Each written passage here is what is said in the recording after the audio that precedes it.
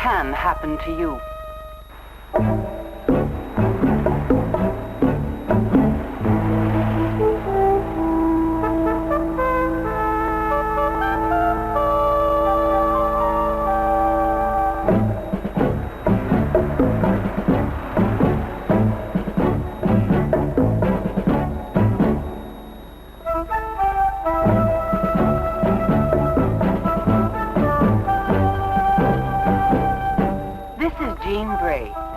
She's a policewoman in Columbus, Ohio, currently assigned to the Public Affairs Bureau.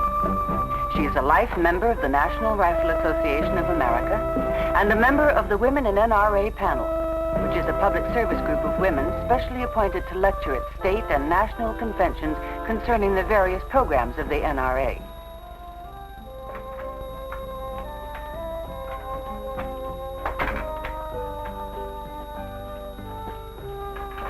Policewoman Bray is also a member of the Columbus, Ohio Police Pistol Team and has been 5 times National Woman Police Combat Pistol Champion.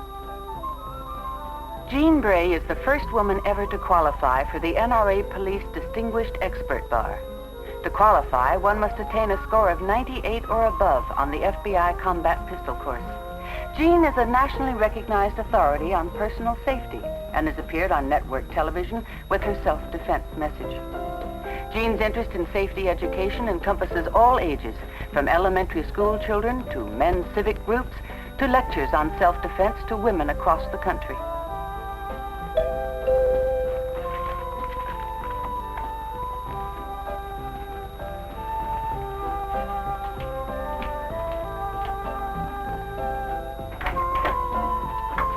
Hi, come on in. I've been expecting you. I'm a bit early. I hope you don't mind. Oh, I don't mind a bit. I'm glad you're still crying. It's a bit loud, so turn it down. Quite often I leave it on to help ward off burglars and prowlers. Oh, I love your house, Jean. It's just charming. Thank you. Won't you sit down? Thank you. Well, Jean, since we're in this safety film for women, I feel it's important that we should tell our viewers what not to do, which, after all, is the most important thing in self-defense. Oh, those opening scenes were pretty grim. Yes, they really were, Peggy, but they were realistic. These things do happen, and even more. It's ugly, but it's true. Self-defense does begin with basic precautions. In our first scene, the young girl made one bad move after another. Her attitude was much too inviting. She carried her handbag all wrong. The strap should have been over the shoulder, the flap toward the body, and her hand on top of the purse. Other types should be held firmly under the arm as you'd carry a football. She should never have stopped to window shop at night. She parked in a dark section of the parking lot and didn't have her keys ready in her hand. And because of all of these mistakes, she never got the chance to look into the back seat of the car before getting in. A habit you should develop. Well, I work, and I often shop at night, you know, when the stores are open till 9. And I usually park my car in that same area. Sometimes there are these guys hanging around. I know some of them. But this guy, I never saw him before. There were 2 of them. And when this guy was dragging me, he dragged me into some real dark place. Well, when he was dragging me, I saw the other guy just standing there, just looking at me. He didn't do a thing to help me. And then the guy who attacked me hit me hard and I blacked out. And when I came to, he was...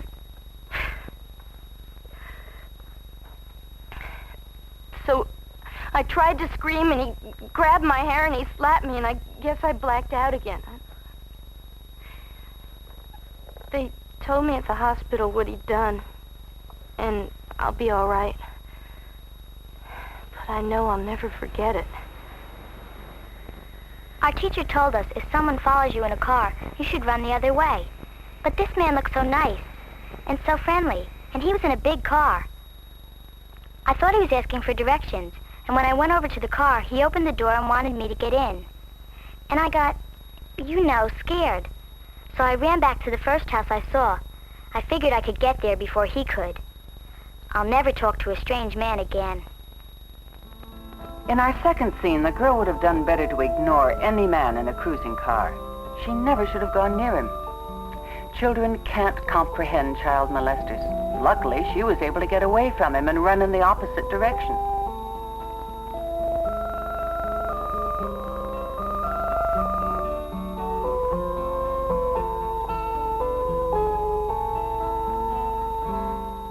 The third scene was so obvious, yet how many women drive around town with their car doors unlocked and their windows wide open? It's not only the cash I lost. I had just come from the bank. I had stopped by the house to pick up my list. I was on my way to do some grocery shopping, and I had extra money for the week. You know, money for the kids' allowances, my husband's parking money, the usual family expenses. It makes me sick about losing the money. But even worse, all my credit cards. And now I can't find the list I made of the credit card numbers. Anyone could forge my signature from some of the things in my wallet.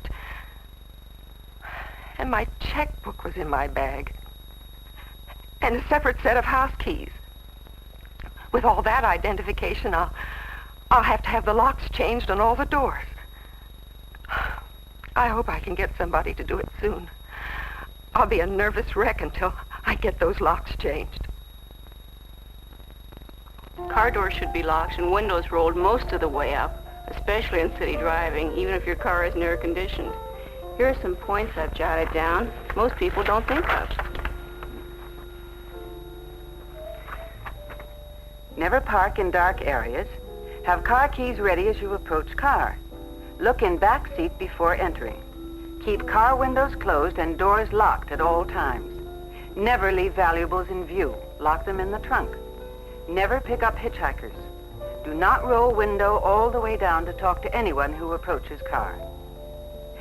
What should you do if you have car trouble on the road someplace? First of all, pull off the road while your car is still in motion.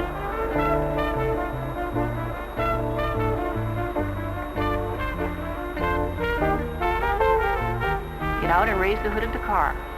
Tie a scarf on your outside mirror, door handle, or aerial.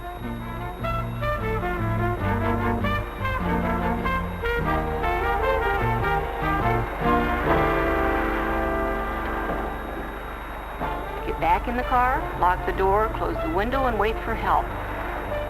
Don't open the door or window to anyone. Ask any stranger who stops to call the police for you.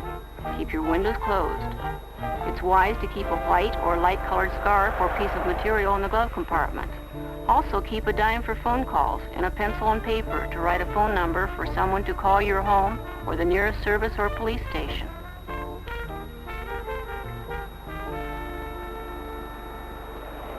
Suppose some nut starts following you as you're driving along. Well, if you're certain you're being followed, head for a busy area, such as a shopping center or a gas station. Main thing is don't let him force you off the road. Try to stay ahead of him and use your own best judgment. Some bumper stickers are open invitations, too. Take a look at some of them. Here's another list for safety when you're not in your car. Stay away from all dark areas, such as doorways, bushes, or hedges. Look in self-operating elevators before entering. I never thought of that. Generally, it's just a matter of thinking ahead and being prepared. Let's take a look at our next scene.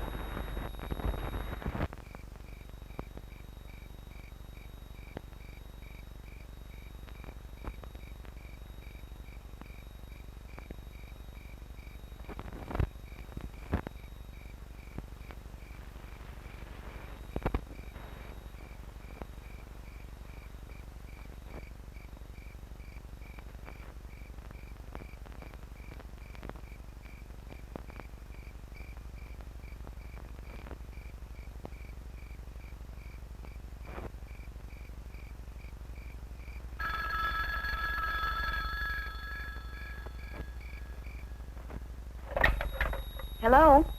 Hi, Karen. Yes, I got home all right. Well, it was stupid of me not to check my gas on the way over. No, I can get some tomorrow on my way to the office. The gas station will be open by then. Well, of course I'll make it. Well, certainly I gave him my telephone number. I hope he calls me soon.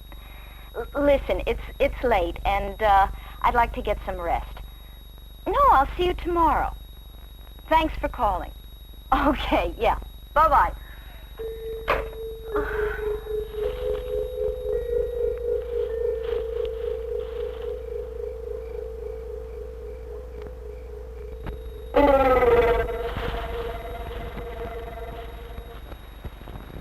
I guess I wasn't thinking. The building is so far back from the street, and it's covered with lots of trees and bushes. Besides, who would think there would be anybody out there at such a late hour of the night? And then seeing someone looking through my window, that's bad enough. Now I always have the feeling that there's someone out there watching me. At night, during the day, I'm always half afraid to be alone. I even asked them to install some bright lighting outside the building. But I always have the feeling that there's somebody out there watching me. A chilling scene. The woman who forgets to close curtains and lock windows, the woman who allows herself to be seen undressing or partially clothed, is the woman who invites trouble. It could be a peeping Tom, or potential rapist, or burglar. Here again, we see lack of awareness plus invitational behavior. Let's take another look at that dressing table. There are several things a woman normally carries in her handbag that could be used for self-defense. A hat pin or corsage pin, a sturdy rat tail comb or teasing comb, a metal nail file, a scissor, hairspray, even a punch-type can opener or a corkscrew bottle opener. A lighted cigarette or an umbrella make good defense weapons too. All good ideas, Peg. In fact, the main thing is to think about self-defense ahead of time. Then, should you be attacked, go for the eyes first. Fingernails are great weapons. In fact, kicking, biting, scratching, and screaming can be very helpful. And older women could do well with a whistle or some type of loud noisemaker. Should someone get in to attack you, start screaming and pick up a heavy object such as an ashtray, a planter, a bookend, a vase, or anything heavy enough to go through the window. Just the breaking of the glass should attract attention or frighten him away.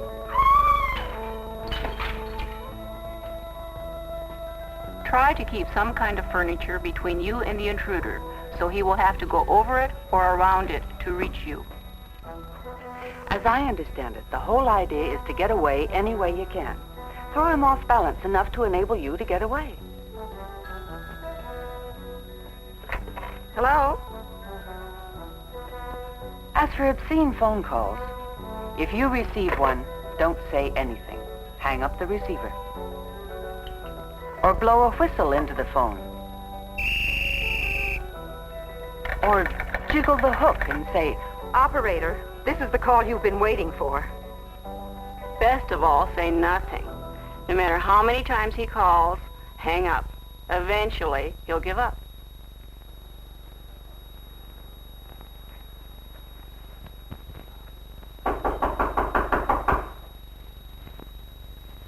Who's there? Telephone repairman. Well, come in. The door's unlocked. I'm having to use a walker. I'm so slow. Come on in. I didn't know there was anything wrong with the phone. My daughter, she was in such a hurry this morning, had to take a bunch of kids up to the lake. I guess she forgot to tell me. That's funny. My sister called before Vicki left. Said she was coming over to visit with me today. I get so lonely when I'm here alone. So Vicki Now watch left the this. door unlocked for her. She's let him in, doesn't seem to realize he's not in proper uniform. She's already told him she's incapacitated, and now she's going to give him more information. Said she wasn't feeling good, lives only a block away, so I'm alone today. Can't you fix the phone at the main line coming into the house? That's the phone in the kitchen. What are you doing? Who are you? What do you want? Who are you? Get away from me! Get away! that's the type type of man who'd come around during the day, figuring a woman might be home alone.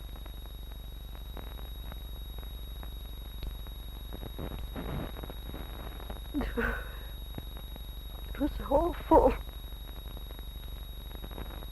What chance did I have with that ugly brute? I never dreamed such a terrible thing could happen to me. Why me? I'm young, pretty. I'm so ashamed. It's in all the papers.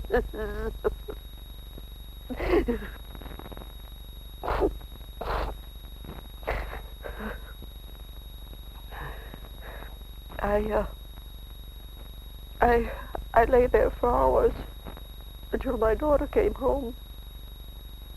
The children know the whole thing. He took all my nice things, went into every room. Goodness knows how much he took.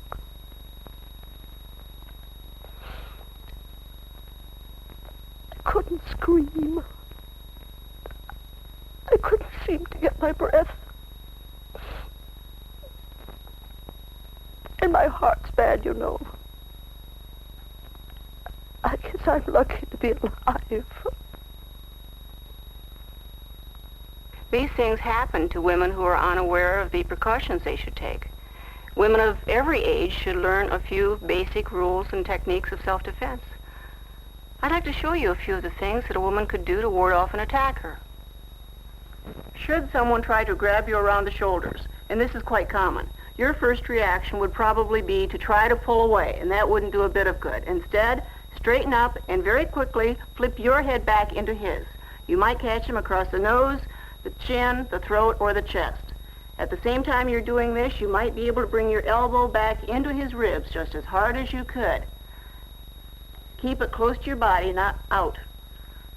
Also, you might double up a fist, keep your arm straight, and bring it right back into the groin area. Or if you can't do that, you might be able to reach back, grab, and twist. You could scrape your foot the length of his shins. You might be able to stomp on top of his foot or grind your heel into his instep. Should he have his fingers around your throat, you could reach for the little fingers and bend them out or backwards. He will have to release his hold on your throat. Or, if he has his fingers like this, you could swing around with one arm like this, and this wouldn't depend upon his height either. Any height would be all right. Bring your fingers up into his face or into his nose. Should he come at you in the opposite direction, the same thing would apply. Down would come your head into his face. Up would go your knee into the groin area, or a doubled up fist and a straight arm into the groin area, because then it wouldn't matter how tall he was. Should he have his hands around your throat in this direction, you could clasp your hands together like this, keep your arms very straight, take one step back and bring both of your arms up through his, because then he would have to release you. Facing him, go for the eyes. This is one of the first things to remember, 2 fingers right in the eyes. So many women say, oh, I couldn't do that. But it's amazing how dirty you can fight if you feel you might be killed. Also, the solar plexus is a very vulnerable area. To give you an idea where it is, it's always the 4th button down on a man's shirt. Now, I know you're not going to have time to stop and count, but this is the general area. And a straight hand right into the solar plexus will produce that result. Both hands flat across the ears at the same time. Pushing up on his nose with the heel of your hand. This is a very sensitive area. Then, possibly while his head is back, a chop with the side of your hand to the Adam's apple. A hollow in his throat. This is a very simple thing, but you know, when you push on it, it can cause a person to cough or to gag, enough possibly to throw him off balance. If you're able to, you could take a step backwards and smash your foot into his kneecap. This is very painful. Here again, if he has his fingers around your throat, you could use the little finger method of bringing his little fingers out. This will relax his hold on your neck. These are a few moves any of you could make without complicated training or physical strength. Remember, react quickly. This is most important. Think ahead. It could save your life. Safety is also very important in the home. Whenever you're home, you should have your doors locked. So many people, if they think about it, will lock only the heavy inside door without stopping to think, when they go to the door, they've taken away the only protection they had. This is why the outer storm or screen door should be locked too. Should someone come to your door to ask to borrow your telephone, keep him on the outside behind the locked doors while you make the call for him.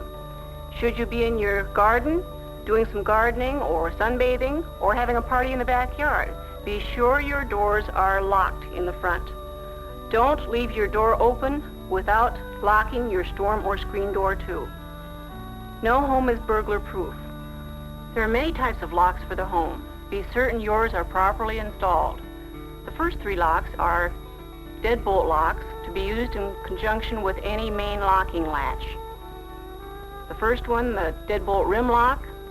The second, deadbolt with inside thumb turn.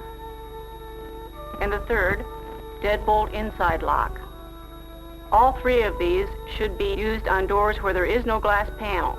For if there is a glass panel, someone could break the panel and reach around and unlock the bolt. The fourth one is a deadbolt double cylinder lock. This has to have a key and be locked or unlocked from both sides. In fact, you should keep a key on the inside so it would be handy should you ever need it in an emergency.